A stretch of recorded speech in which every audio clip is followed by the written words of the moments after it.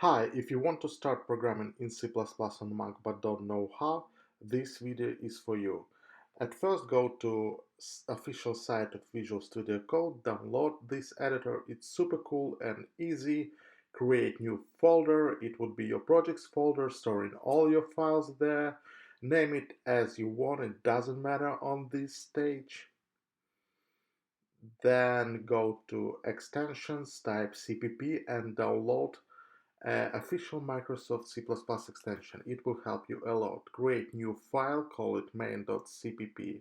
There include library called eostream that will output to console. Then create a function called main. Type the stdcout hello world and return 0.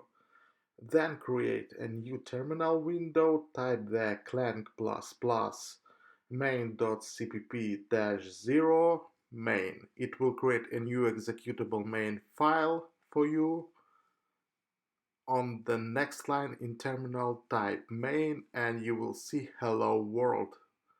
Congratulations!